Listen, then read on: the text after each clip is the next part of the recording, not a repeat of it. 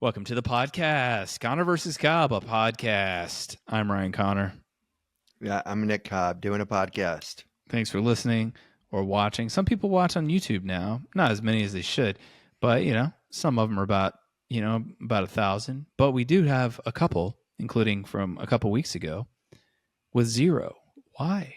Why do you think? Because YouTube. So we have a couple with 1,000 and a couple with none. Yeah. Why? 0. Yeah, 0 because YouTube is banning them.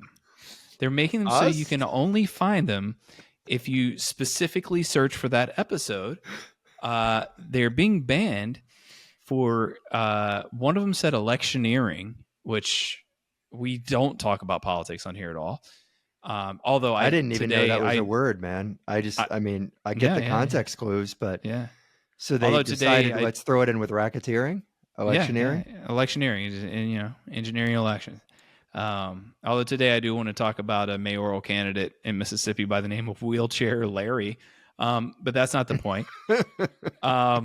The other thing was we were marked down for shocking content. Wow, I'll take that as a compliment. I don't know if you could find 2 less shocking comics. I was about to say I thought that we were vanilla as fuck. Like, what do you mean shocking? I thought we were playing it as khaki as you can, but apparently not. Way to put it. And I looked up some things, and it's possible we're saying the FUCK word too much, and so YouTube that makes it people shock. That's shocking now. Yeah, so I looked up even though YouTube is full of conspiracy theorists and hate mongers, but we said the FUCK word. So I looked up what can you say instead of that. This was on a blog that I saw off a YouTube message board. Jeepers. So anytime you're going to say the FUCK word, just say Jeepers. Or they said you can also say, oh, sticks. That's fantastic. Or sometimes you want to say F you to someone, No, I bet. If they're gonna say the whole word is shocking, F you would be too. Probably, but if you want to say that instead of that, you just go. You call yourself a gentleman? Well, I never. So anyway, it's that's like how when you used to watch Kickboxer when it came on TBS back in the late 90s, right? And it'd be like, what the farm? It's a lot of farm this. I'm gonna go farmer. By the way, I made up all those rules, but that is why we're blocked. Do you remember? Incredible. I wish I could remember the exact Bloodsport quote, but the USA version, the part where he says, "I used to F guys like, wait, are we really going to play this game?" Okay, like you in prison, and then the Roadhouse. USA. You're talking about Roadhouse. Well, yeah. What did I say? I'm gonna farm you guys. I'm gonna farm. I used to farm guys like you in prison. Yeah. Farm. Yeah. No, I thought it was something like, I used to love your sister or something like that. I thought it was. Your dad taught me how to read. it's that ridiculous. I watched this is like 15 years ago. My girlfriend at the time, we're early in Silence of the Lambs, and I find out she's only seen it on cable TV. You would not believe how shocked she was. You would not believe. She's like, "What did that guy throw at her?" And I'm like, "Really? What did he say he can smell?" I thought it was 6 feet of bubble tape. That was the TNT version that I saw. He throws jelly beans at her. That was at least half of that. I was talking a few podcasts ago about how fun it is to watch Bloodsport closed caption, because you get a lot of like the Raven caw, But that was half of the fun of watching any PG-13 and above movie growing up in the 90s and the aughts. Mm-hmm. Was how I know the word shit is coming. How are they going to? And they'd be like spaghetti. Yeah. It was fantastic. Would they have the actual actor go into a sound booth and re-record that word? No. Or that line? It's just a person, right? They just get a person, say, do a Swayze impression and say, "I used to farm your sister." Yeah, I don't think that they even asked for that. No. I mean, this was like, you guys should just be happy that you get to see Roadhouse at home at 6 p.m.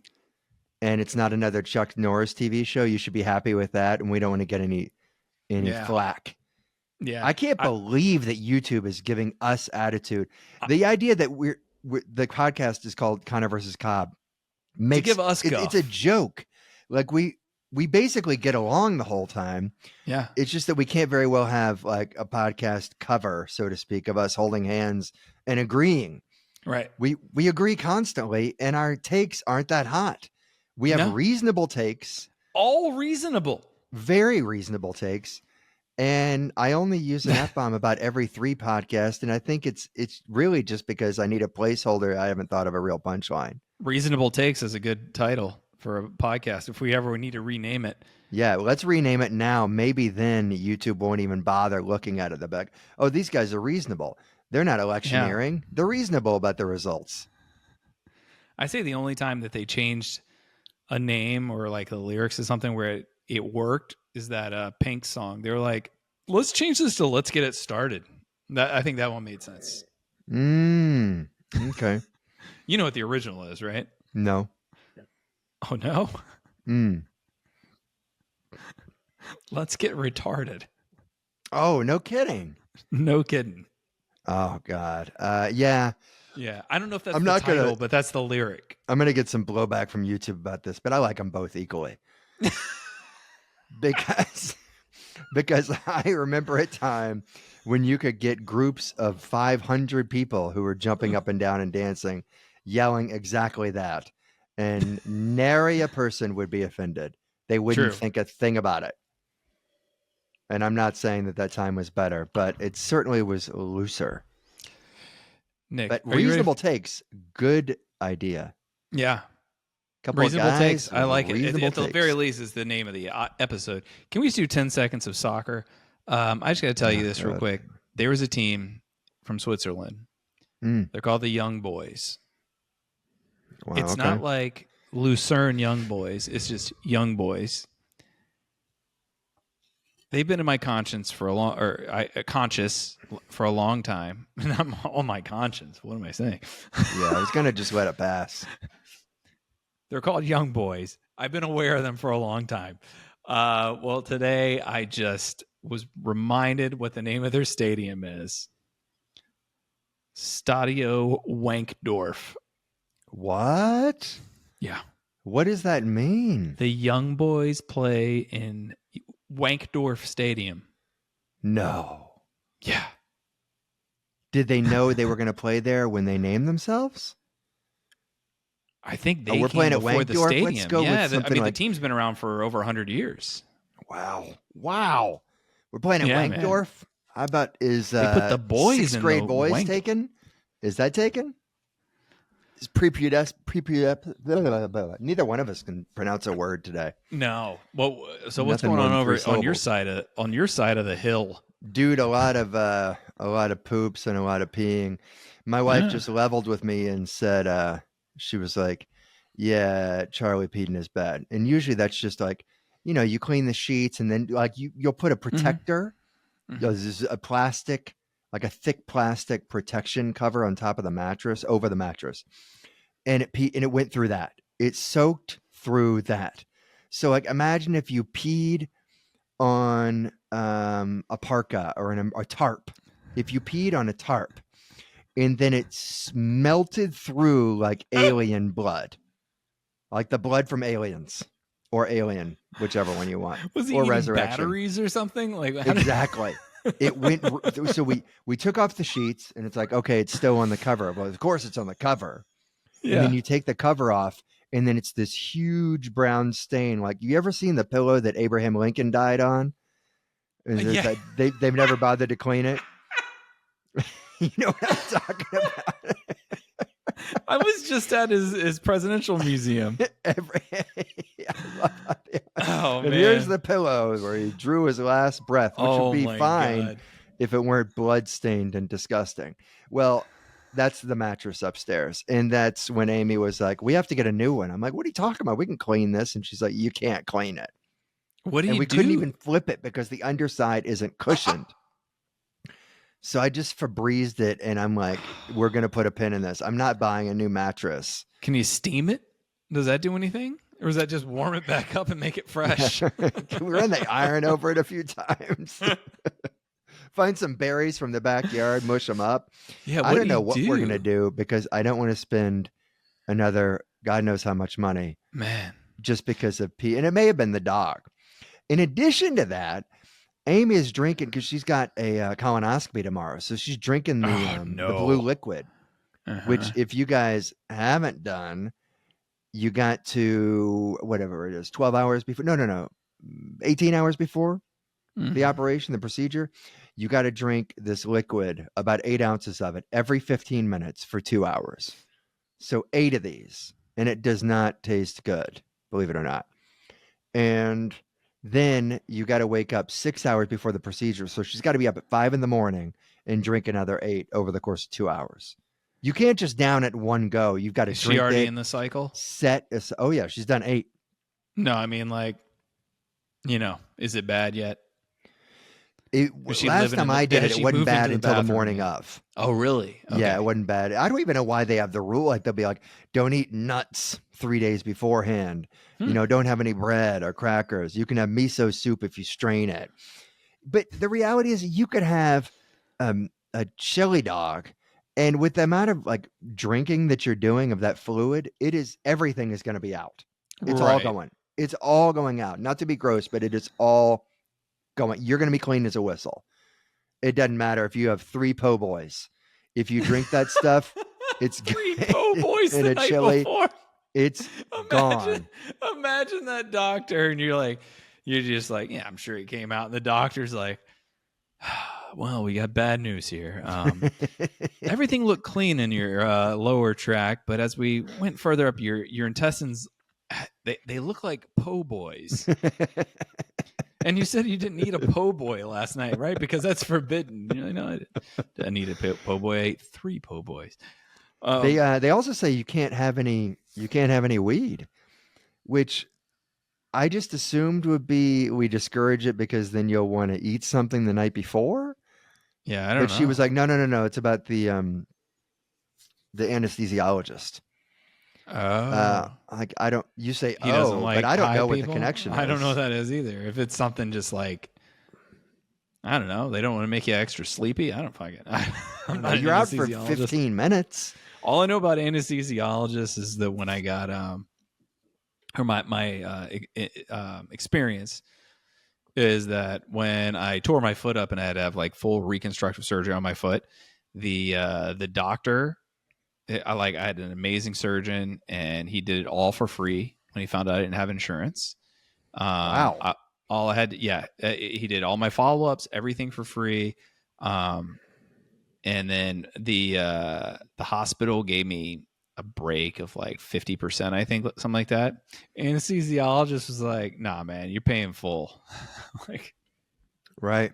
So it's still even though he did the lightest amount of work. Yeah. He did the ends lightest. up being like $40,000 because the people who aren't the surgeon are so expensive.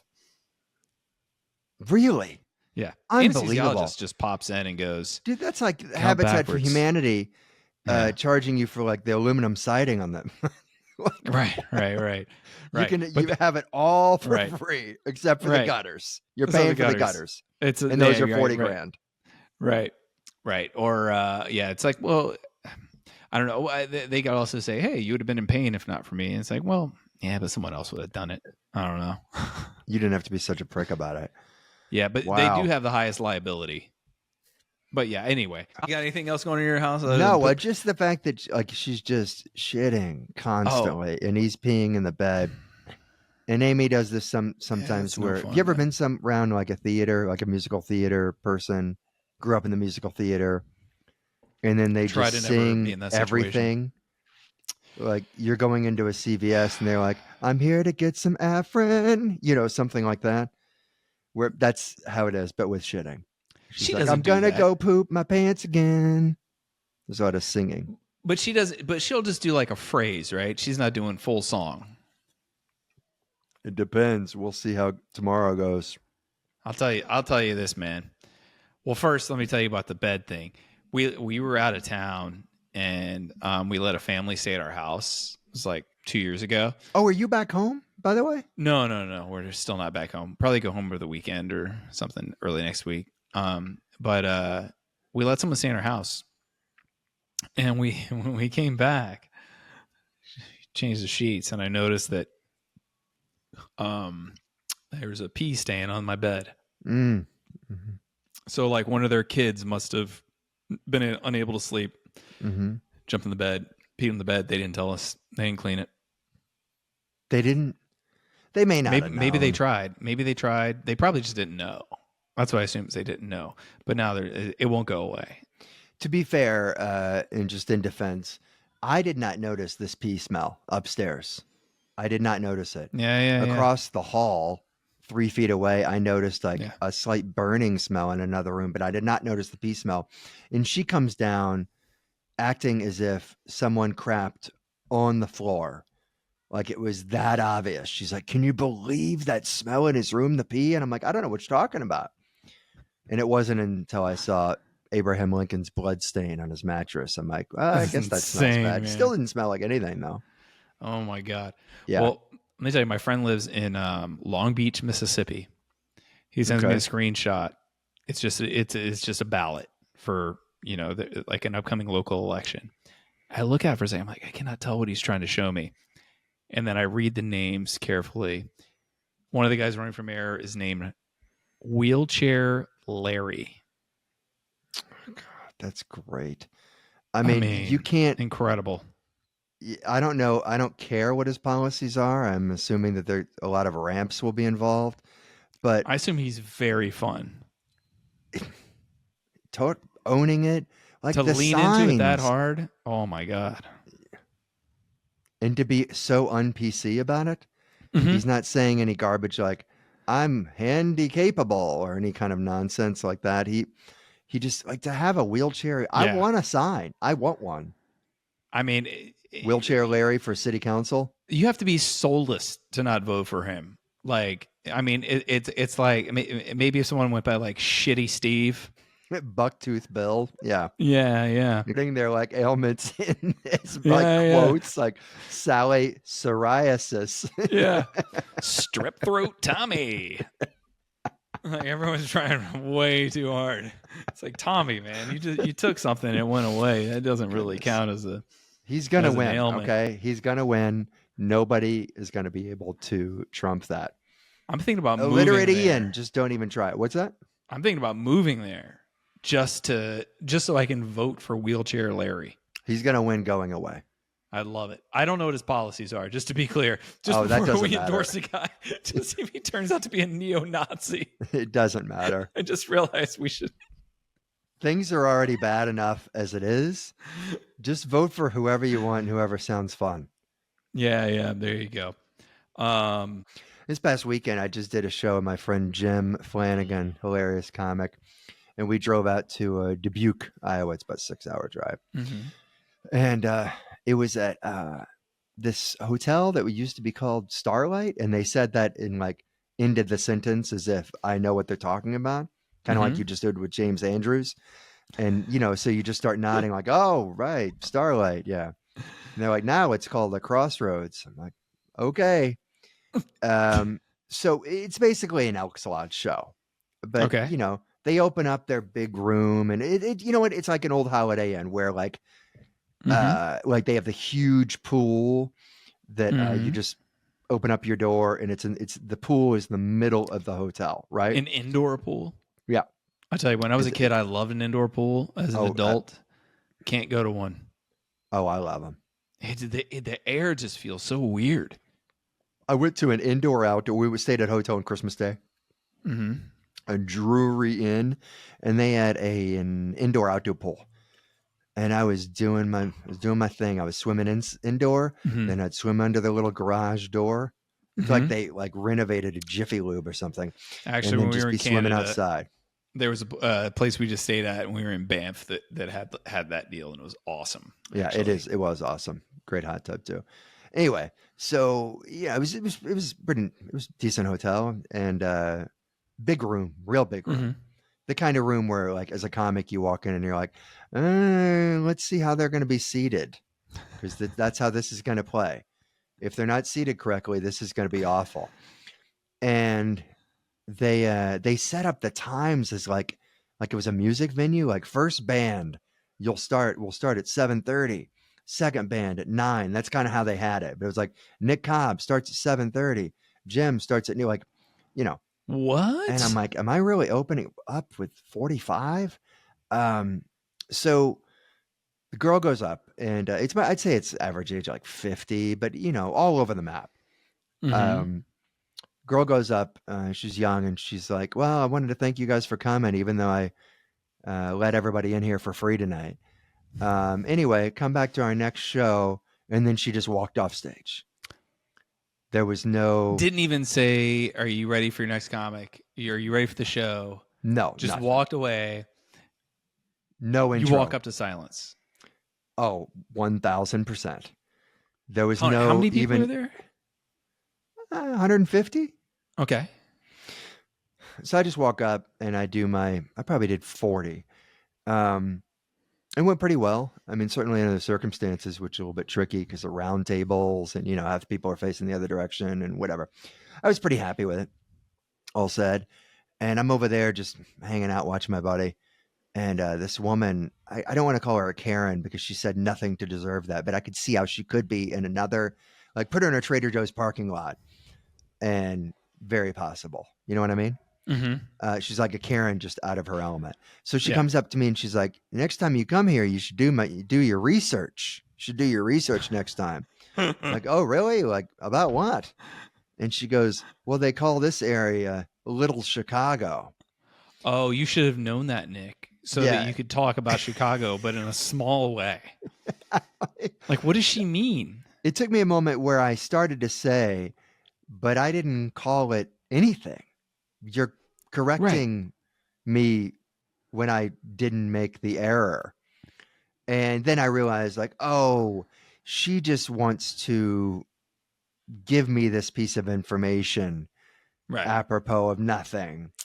But instead of saying hi, next time, it'd be interesting is if you talked about how this place is called Little Chicago. Right. It's just easier to say what she said than to say, hi, I'm an asshole. Right. Yeah. I mean, I did do Park City several years ago during Sundance, and I did a show, and it wasn't a big show, but it was Park City, and a woman came up to me afterwards, same kind of thing, where she's like, "You should do your research. We're all rich here," and she did her finger like that, where she's just motioning. Oh. She's like, because I did a couple of jokes about being, not having much money, being broke, a couple of broke jokes, my standards, playing the standards. Yeah. She comes up and she's like, you should do your research. We're all rich here. So we don't know. We don't understand what you're talking about. I'm like, we don't have empathy. We've never, what do you mean? What are you saying? We're soulless corporate drones. We only understand things that are exactly about us. When you told the story about doing the thing with your friend, we didn't understand because we don't know your friend and we weren't there that day. It's right. Like, what do you? What kind of research do you mean? Did you expect me to Google, like, do people in Park City, like, would they steal a penny if they found out I had it? Like, what does that research look like? Do people in Park City shampoo their hair with hotel soap? Like, right. Like, what? How am I finding this out? What could they possibly want to know? Like, everyone here eats nickels. Like, what? Yeah, that's why I try to do shows like shows where people are like, I mean, it's more like a corporate gig kind of thing where they'll be like, do you want to know about us? Maybe if you here's some information on the CEO, here's some info on the town. I'm like, I don't care. I don't want to know. I'm going to talk about what I want to talk. If I talk about, I can make fun of the CEO and no one laughs because he doesn't laugh, and then it's awful after that. Yeah. Yeah. If I'm going to talk about something that's specific to you guys, it's because I noticed something weird about you guys, or I was walking around your town and I thought it was stupid. I did a corporate Christmas party like 15 years ago, and I made a joke about a picture that they had on their website of all of them skydiving. And that joke did better than anything the entire show. But I also resented the hell out of it that's what did so well. Right. Yeah. All the work you did, and you just had to go, What's up with the skydiving photo? Was That's he behind exactly that? right. Yes. Was he behind that? Yeah, he looks like the guy who would say, "I got an idea. How about a skydiving photo?" And they're all pointing at each other like, "That was Paul. So Paul made us put that up there. That didn't even us."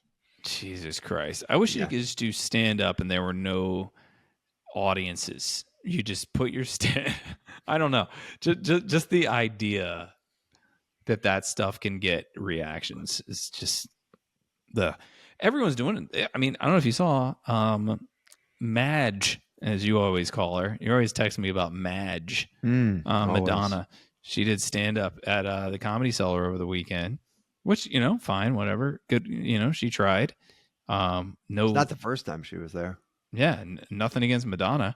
But there was an article in, I think it was New York Post or something, halfway down.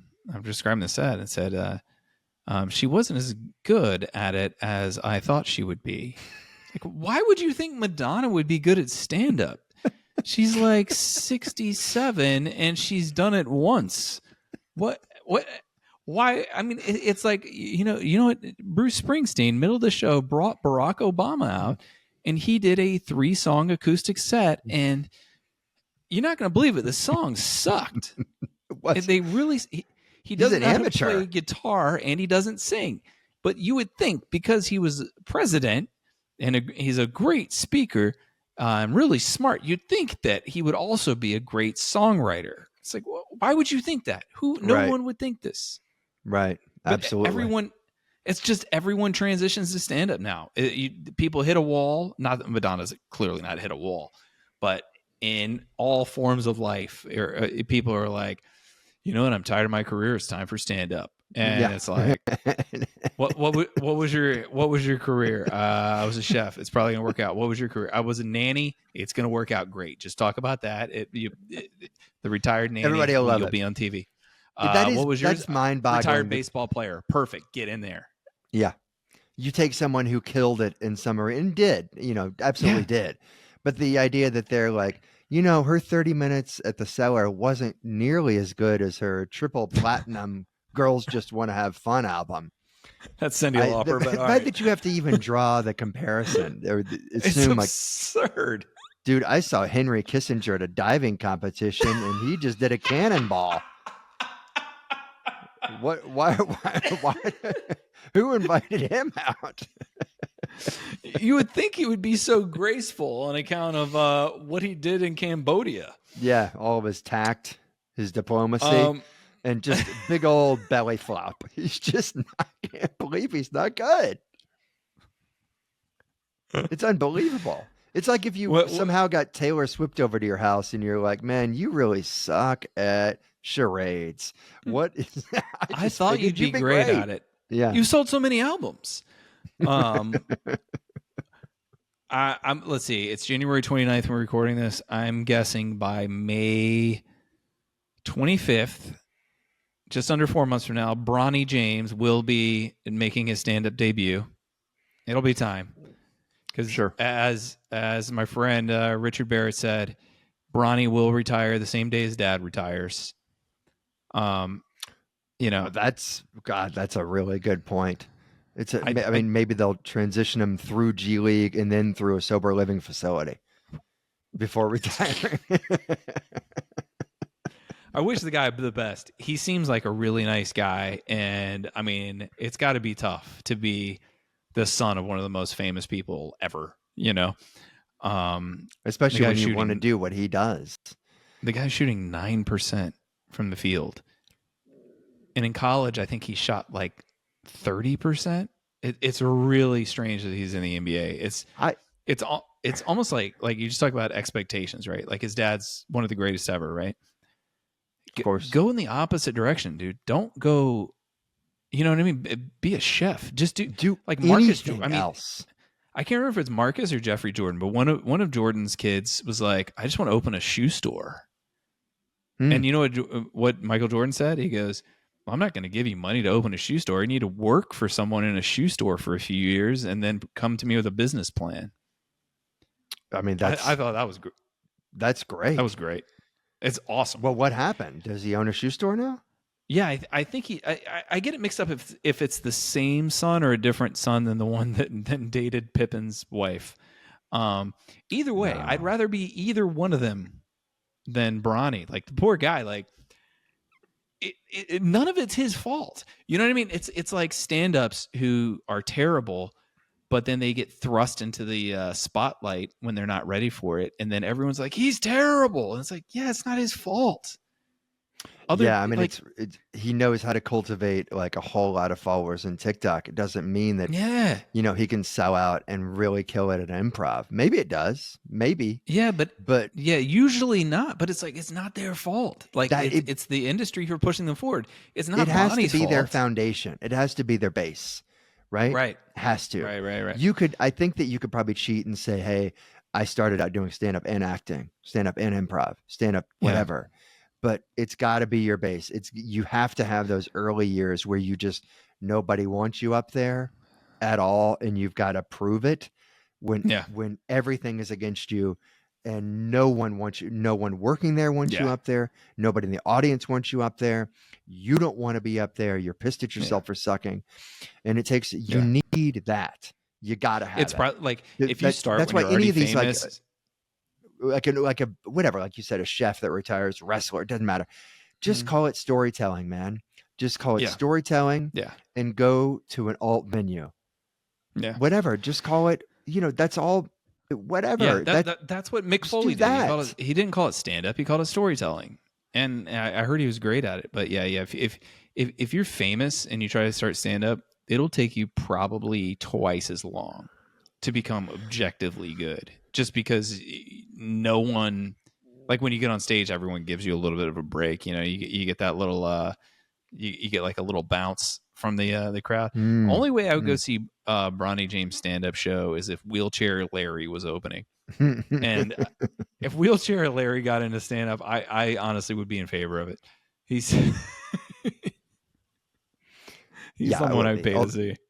I mean, look, it's an easy test. You just, unless the person is really good at physical humor and have a lot of long act outs, if you're on a road trip and you're listening to comedy on Sirius or what have you, and you don't look at the name coming up, that's it right there.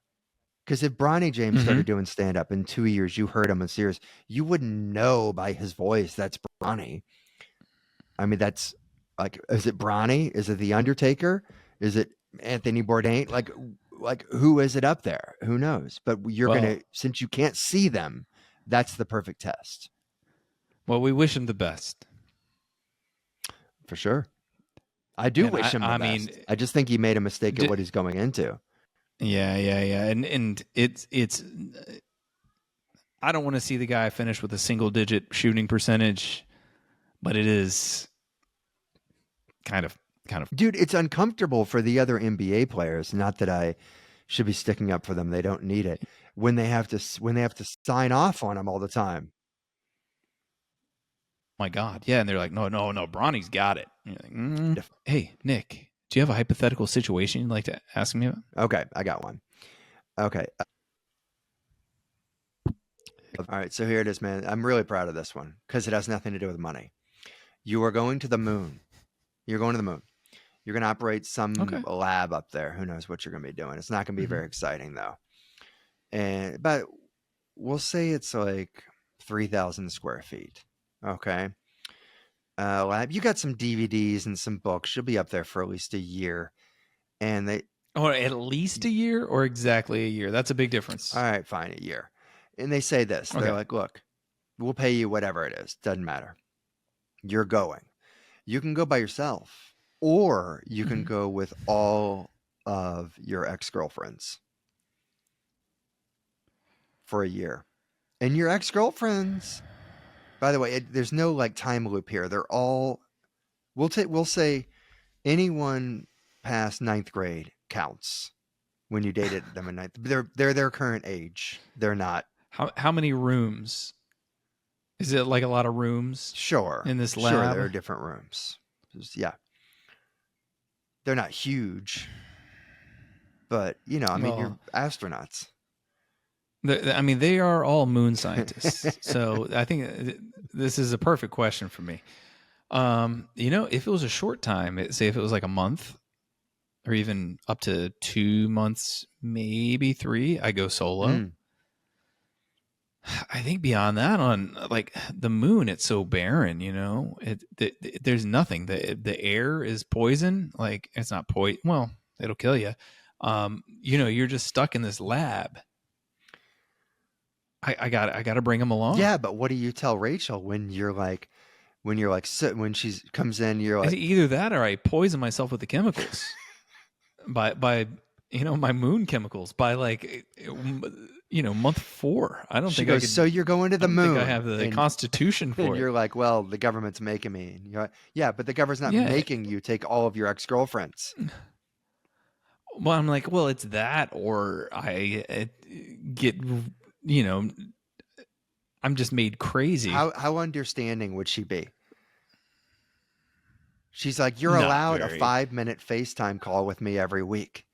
Isn't that enough? I mean, can't they just send another scientist? Just one other scientist? Why does it have to be? Or just like a real world thing? Just pick a handful of strangers. Yeah, no, that's not going to work. I'm asking how would Rachel take the news when you're like, I got to go with the ex-girlfriends? Well, it's not many people, at least there's that for her. But you say it like that, but that doesn't necessarily make it better. You may very well be better off if you were just like, a farm boy, as they say back in the day, and you've got like 25. That may be better in a lot of ways, at least socially. Yeah, maybe so. Less burden. The burden is spread. I mean, look, it wouldn't be ideal. I don't have anything against anyone, though. You know what I mean? Well, one. But no, I'm not really. It's not a proper grudge, but, one was truly awful.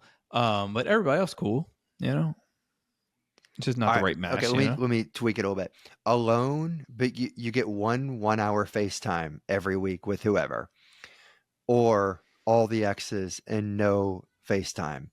And if you go and you choose the exes, Rachel and everybody else in your life will know that you had the option to do the 1 hour FaceTime and you said no. Then I have to do the 1 hour FaceTime. Yeah. I think I have to do the 1 hour FaceTime. I don't think it's necessarily still a good idea for mental health. It's not. It's really just a mental health decision here, or a consideration. And I think you and I are probably on the same page right here. You know that in order to stay alive, you need more people there. Yeah. But you just can't say it. If it was a 5-minute, five's just not enough. 5 minutes a week, an hour is also not enough. But it sounds like enough to someone not in that situation. It sounds like enough. So you have to go. Yeah, I'll do that. Even though the first one during the first 1 hour FaceTime, you're just like panning around, being like, "This is my existence. Look at me. It's just all gray and black." That's send all it humans. Is. I don't care if I hate them. You can send Alex Jones up here. I don't care. Just send a person. Something. I don't care. Okay, what would you do? Would you do the same thing? I mean, if they knew that there was going to be an hour-long FaceTime that I'm just missing in favor of going with all of my exes, I got to do the FaceTime one. Just as far as like just. There's no option. Yeah, but I'm going to be a miserable sack of shit. That's what I'm going to be. I'll come back fat and like having watched Lost 4 times and just be depressed. Right. Oh, you can't watch Lost. You can't watch Lost up there. I think that's the worst thing you should watch. Well, that's all they give you in this case. Here's my other hypothetical. You start wandering around the moon looking for a hidden community. Here's my other one. You have a job. Doesn't matter what job. You can take your job now. It doesn't matter. They offer you another gig in the job, and it pays 20% more than your current role. And this other job will last just as long as your current job. But your only responsibility in this new job is you have to watch Meet Joe Black 10 times a week, twice a day, Monday to Friday. Your undivided attention. You have to watch it. Wait a minute. Hold on. You're telling me someone offers me the same salary that I make plus 20%. Yeah. And all I have to do is watch Joe Black 10 times a week? Yeah, you have to undivided attention. You have to watch it. Undivided attention. Have you seen Meet Joe Black? Let me see. It's very long. Oh, this is the one that has that insane scene where he gets hit by a car, right? Yes, that's the best part of the movie. And Anthony Hopkins is quite good, but it is very dumb, and it's 3 hours. So, it's 3 hours. I thought it was an hour and a half to 2 hours. So you are watching this for 6 hours a day, Monday to Friday. I will give you a break and say you can blog about it if you want. But you have to, like, eyes glued to the TV. You can't, like, go to the bathroom and be like, oh, I can still hear it. No, you have to be watching it. How long is the contract? It's for however long your job lasts. So if you think your job's going to last another 3-4 years, then it's 3-4 years. I'll do it, man. You can do that remotely, too. Oh, sure, you can do it remotely, but there's no cheating. Hold on, am I on a schedule though? Do I have to watch like from 9 to 12 and then 1 to 4? Doesn't matter how you. And do I have vacation days? Is there PTO? It's instead of work day, like on your work days. Okay, you're watching it twice a day. I'll take it, man. Absolutely. Would you? Would you take it if they offered you? I mean, okay. So you're saying you take it if you got 20% bump. 20% now they're more. Saying, yes, we'll let you do it. You can have that job, but it's going to be 10% less than what you make now. So you're going to be making slightly less, but for the easiest job imaginable. Gonna call you later. I'm watching Meet Joe Black. Weren't you just watching it this morning? Yes. Weren't you watching it yesterday? And yesterday, yes, I was watching yesterday too. Imagine meeting a new person and you try to explain your job to them. What do you do? Who pays you? Where's the money coming from? I don't know. Look, all I do is cash checks, man. I don't ask questions. I thought of that hypothetical after someone asked me the hypothetical. Would you call yourself Chinese? Would you call yourself Chinese Mike for $150,000? And I'm like, no. But for how long? But oddly enough, I think if your job was to watch Meet Joe Black, you could be called Chinese Mike, and people would just assume you'd be like, "But I'm Chinese Mike. I watch Meet Joe." So it's a twofer. You can do both of them. You're saying, because then people would just say, "This is what it looks like when someone gets canceled. This is what happens. They get a job watching Meet Joe Black on a loop." See. You and I differ. I think everyone would have a really good sense of humor about going by Chinese Mike. Well, you can't tell people you got $150,000 for it, though. That's probably the catch, right? Sure, you can't. But they know that something's up because you that does make it complicated. Change up your day by being like, "Oh, this time I watch it with ads. This time I got it on Bluetooth. This is director's commentary." I do it, man. For 10% less, it gets a little tough. But, jobs are hard because you're working.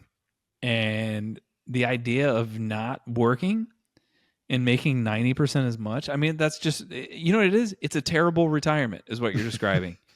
Where it's a great income and a terrible way to spend your life.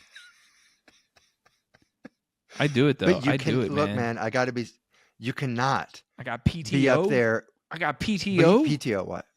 What do you mean? Pay time off. I mean, you just have everything you have now. It's the same except for 10% less. So you can't have your laptop open. None of that. You have to be watching. You're watching. I'm at work. Just pretend I have a highly sensitive government job where I can't have devices at work. You know? All right. You do it, right? When you do it? For 10%, I don't know, man. I don't know that I would do it. For 20% more, I know 20% more, I'd do it. But I would have to be, but then it would be a question of like, if I take this, am I still open to other opportunities, at the job, at the company, blah, blah, blah. If I am, then absolutely. If not, it is a harder yes. Oh, no, at the Meet Joe Black company? Is that what you're saying? What? I'm like, if I have to actually say like, so am I still going to be considered for? Am I going to be considered for the one where I have to watch 1947 for watching again? Jungle Cruise? Jungle Cruise for 5% more than I already had a make? friend who was in QC back in LA who like was a huge movie. He loved movies, and then he started doing QC, which quality control, which meant that he would have to watch every movie before it was going to be put in the theater. He'd have to watch it 5-6 times, and that's all he did. I mean, he wasn't watching the same movie for weeks, but he would have to. What's he watching for? I know somebody did sound for Netflix, and she would just watch she had to, watch everything before it came out. She was like the final sound person. That sounded fun. I can't. He would tell me like, I'd be like, man, what'd you do? And he's like, I saw a boom in the background of this new talking owl movie that's about to come out. Shit like that. So like he after not that long, he started hating every movie. I mean, he went from loving it to like, I hate all of it because I can't watch it as entertainment anymore. I'm watching to look for like what's going on in the background that shouldn't be. You're looking for flubs. So it's not so different than that. Although in this case, you're not even noting it. You're just watching it. I still take it, man. You want to pay me 20% more not to work, and I don't want to ruin movies. I try to keep it not. It's just like one of my friends paints now. Like he's to the point where he's like selling his paintings, and he tried to get me into it. And I'm like, I love paint, not the act of painting. I love paintings. Okay. And it's one of those things where like I don't want to lose the magic. I don't want to, like, I know I would never be good at it even if I tried. But I love that I have no idea what goes into making an oil painting. It creates more magic to it. Yeah, no, of course. And all those old painters, they just go right into stand up. That was the crazy part about Paul Cézanne. Is the craziest thing about Monet was that he wasn't that good at slam poetry. Like everybody thought he was going to be awesome. Yeah. Like he did water lilies and just he can't even get a rhyme going. Those old guys, if they went into stand up, I would just be asking them about all their STDs. That's what I'd want to know. Yeah. They had a lot of like concubines. Well, hey, what would you would do the 20%? You would not do 5. You would not do 10% here's less. Another. Okay. Definitely do 20% What if you're there? More. What if you're there though, and they say we want to promote you? We're going to promote you, and you're going to watch. It's to daddy daycare 3 times a day. 3 times a day. 3 times a day, daddy daycare. That's still shorter amount of time than watching Meet Joe Black twice. 3.5. So is it really? Yeah, I'm pretty sure Meet Joe Black is 3 hours. So that's 6 hours. It is 3 hours. I just assumed daddy daycare was 2, but daddy daycare's got to be 90 minutes, right? So then you're.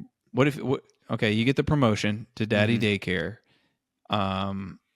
It's an extra 5%, but you do have to watch it 3 times a day. 3 times a day. Yeah, I mean, it's less time. So, yeah. Just because it's less time, even though you do have to turn in a weekly report on it. You do have to turn in a weekly report, and it has to be something new every week. Would you want it to be a movie that you already like? No. Or would you just like, no, I'm just give me just the biggest hunk of shit out there because I don't want it to spoil. Yeah, okay. All right. You want it to be like Boxing Helena or something like that. You want it to be as bad as a movie can be. Goodness. I like that one. You want to hear my hypothetical? There is one part, though, about any of that where you're like, you ask, and you're like, okay, 20% more. And you're like, well, of course. And then let's see, the benefactor, whoever is like, okay, we're not going to do 20% more. Pretend like I didn't even say that. 10% less. Do you still say yes? Or are you disgruntled the fact that they took it off the table? No, I negotiate. Huh? I negotiate. No, you can't negotiate. I negotiate. This is what it is. You said yes to 20% more. I would negotiate. You're going to say yes to 10% less. Because you could get pissed off, say no to 10% less, and then you're pissed off at yourself a week later because you're like, I said no to the easiest gig in the world. Yes, it's a little bit less money. No, I would say, well, you already offered me 20% more. So it's going to be 20% more. And if they still say no, I would go, I mean, I could do, 12% over what I'm currently getting, but I'm not going to take a pay cut to watch this movie. But you would take. Oh yeah, I absolutely would. Yeah. I mean, before the guy's out the door, I'm taking it. Yeah, absolutely. But I'm going to try to push for a raise. I'm not stupid. Okay, what do you got, man? Let's hear yours. Okay, Nick. Now, this type of question can spark hilarious and imaginative answers while revealing quirks about your podcast guest. Nick, if you're put in charge of designing a theme park based entirely on your worst habits, what would the attractions be and which one would be the most dangerous? It's not real. I just wanted to show, like, I was thinking about the ostrich knee thing, and people were always talking about AI is coming for jobs. I'm like, it's not coming for creative jobs. It's just not. Like, we're years away from that. So I was like, I went and chat GPT and I said, give me a hypothetical question to ask someone on a comedy podcast. And this is what it came up with. I'd say it'd be like the ASMR whispering log flume ride. That would probably be the weirdest one. A log flume with a lot of like, you're about to go down a very fast flume water. I don't know how many people are buying tickets to your park. Hey, Nick, if animals could talk and had jobs based on their personalities, which animal would make the worst Uber driver and why? It's a silly question that invites absurd scenarios and creative thinking. Like, they're just really trying to sell the idea. It's a great thing, trust me. Yeah, they are. Yeah, we stand by our reputation. You got to rank them. Let's hear it. Oh yeah, I got to rank them. Okay, let's play Rank Them. Rank Them is a game where I give you 3 permanent characteristics for a person you are going to spend the rest of your life with. The person is perfect in every way for you except for these defining characteristics. They cannot be altered in any way. You must rank them from best to worst. Ready? Yeah. Number 1 has the prime Vanilla Ice haircut. Okay. Just the up here, the lines and the temple. Not good. Not good. No. Not good. 2, you have no way of communicating. You have no way of communicating with this person. No matter what. The two of you cannot figure out the same language. You can't even, use like hand gestures? I mean, you can try. You can be like, but no like ASL or anything like that. It's just like, and you're very pleasant toward each other. Like I said, perfect for you in every way, except you cannot communicate. Okay. Mm-hmm. All right. Number 3, cheated on their partner in a previous relationship. Okay. You don't know which one, but you do know that this person cheated on their partner with a dog.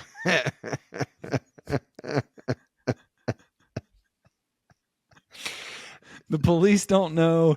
You don't know any details of it. You just know this person cheated on their partner with a dog. They did the whole, like, they cheated on them by, like, when they had bowling night, she comes home, covers herself in peanut butter, that kind of thing. That old urban legend we all hear about. I think it's we don't know exactly what happened, but we do know that her conscience was eating at her, and she sat her boyfriend down. And was like, I got to tell you something. I've been stepping out, and I'm really sorry. Stepping out? Oh, I didn't see, what do you mean? What do you mean stepping out? I was like, well, I've been having some extramaritals. Extramaritals? What do you mean? What does that mean? What do you mean extramaritals? What are you doing? And she's like, I've been coiting with another. You're like, coiting with another? I can't believe I'm hearing this. With who? And then she's like, with a dog. With our dog? No, not our dog. Another dog. It's another dog. It's not even a dog in the house. It's weird. A few weeks ago, I asked you a hypothetical, and it was like, what kind of hypothetical? Like, wouldn't it be easier to break up with somebody if they thought you were gay. And Right. the only surefire way to keep that going, that they wouldn't find out like a week later, is if you actually started hooking up with dudes for a while. All so that you could just save yourself from one 5-minute uncomfortable conversation. Right. So you're hooking up with dudes for years. It's the funniest hypothetical. and then just to save her just to make it a little bit easier, where she's like, oh, Ryan's gay. Okay, well, this doesn't really hurt then, But then you feel like a fool after you've been, having sex with guys for 2 years, just because you can't stand up to her for 5 minutes. Just because you don't like confrontation. Meanwhile, you got to break things off with like a different guy every month. You're like, but it's easier. It's easier. They're just like, sure, it's not easier. But you've got to keep this charade going for years, to the point where she's already fallen in love with someone else and she doesn't care. And that's when you can finally come back and be like, I mean, you call her, I'm not really gay. I wasn't really into guys. But I heard you were sucking the whole town off. I was. Well, I was. I just thought it'd be easier pill for you to swallow. It was for you, not for me. And it was. I just really didn't want to upset you, so I was sucking off the whole town. I feel really foolish. There, egg on my face or whatever it is. So I think it's a lot like that. This rank them. The communication one is like easily. Let me go over again. Prime vanilla ice haircut. No ability to communicate. Yep. And she once cheated on a significant other with a dog. All right. I mean, the communicating, not being able to communicate sounds great. That's like that. I don't even see how that's a bad thing. This person, by the way, it's not going to happen again. By the way, the dog one is never going to happen again. But she did do it once, so you could say that it's pretty damning for her character. It was a mistake. Was it like a semester at sea situation? I only slaughtered one family. It was a mistake. I'll never do it again. I only slaughtered one family. Did she travel abroad for a semester? Is that what happened? I did semester at sea. I was in Belgium, and look, the lighting was dim. Okay, give me some slack. Okay. She was in her 30s when it happened, so she should have known better. Yeah, that's because she's in her 30s. Yeah, imagine me trying to make that better, being like, well, were you like 15 or 16? That would be better. Imagine it comes out at Thanksgiving. So, okay. I'll go. So number one is can't communicate. I'm totally cool with not being able to communicate. Like, all you do is just being like, if it's a messy bathroom, just like picking up the towel and then putting it in the hamper. And then it's like you're each training a dog, essentially. Is there any sort of like connection with the person? Yeah, you said that they're like, you're perfect for each other. Yeah. You're right. So communication for sure. I'm sure there have been people in the past who didn't have, what you hear about veterans, like, oh, I married this woman who I met in France when I was on leave, and like, right, and never really learned the language. And she never totally learned English, But eventually they do, I'm not gonna. If they can spend the rest of their lives together, okay, all right. I respect it. That's your number one. What's your number two? My number two is the dog. And then my number two is that the girl once hooked up with a dog. Because I am a fan of a backstory. I don't mind it as much as I do the hair. I wonder if for any younger listeners, I wonder if you do have to be over like 35, 40 to fully 40, appreciate for the sure. prime vanilla ice haircut. Yeah. Google it. It's about 9 inches high, blonde and black streaks, hard edges in the temples. It's It's rough. It's like having Guile's haircut from Street Fighter 2. It requires a lot of upkeep too. That's my third. I'd rather live with a woman, marry a woman who at one point slept with a dog than a woman with that haircut. I've gone back and forth this whole time. I never think through it before we record.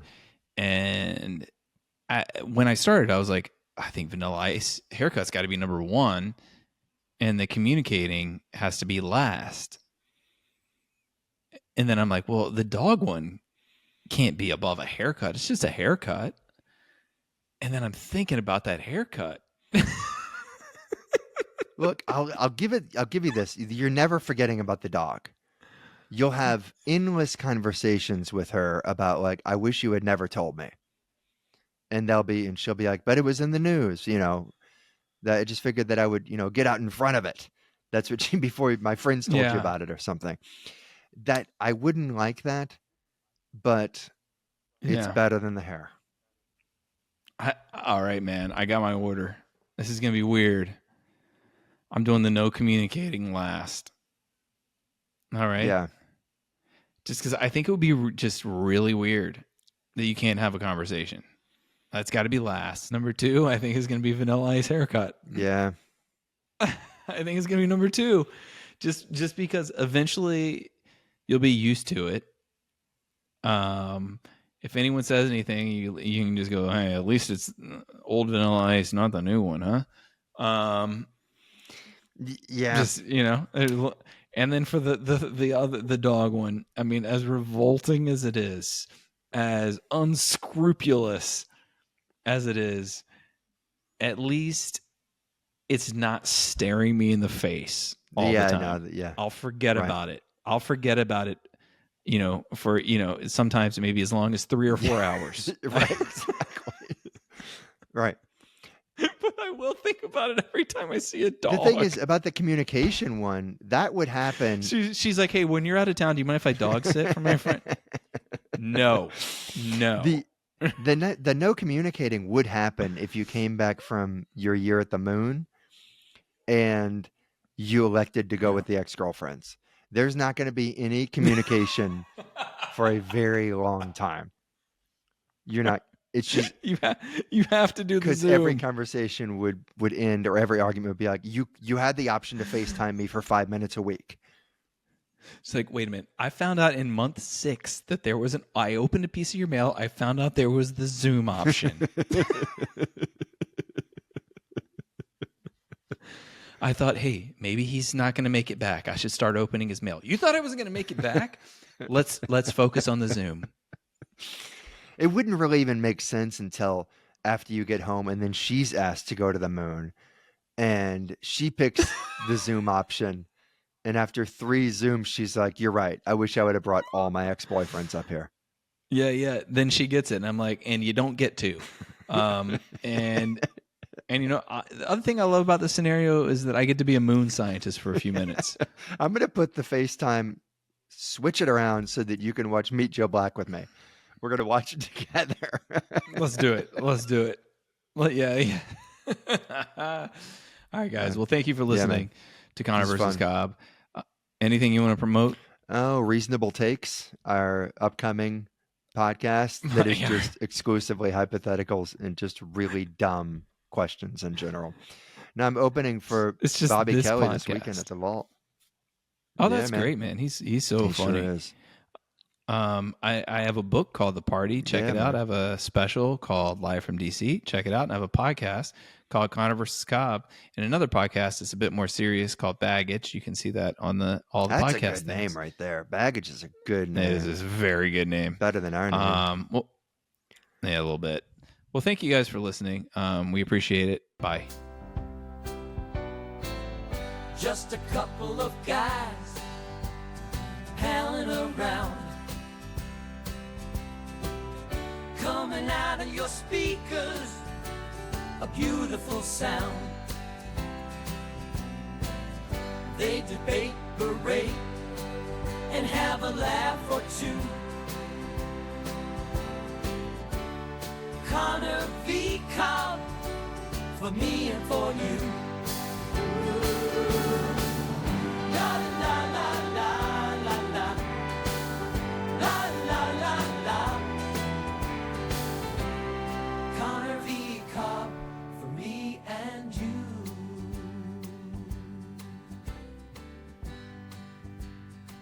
Ryan and Nick. Nick and Ryan. The Scoundrels of the Hour.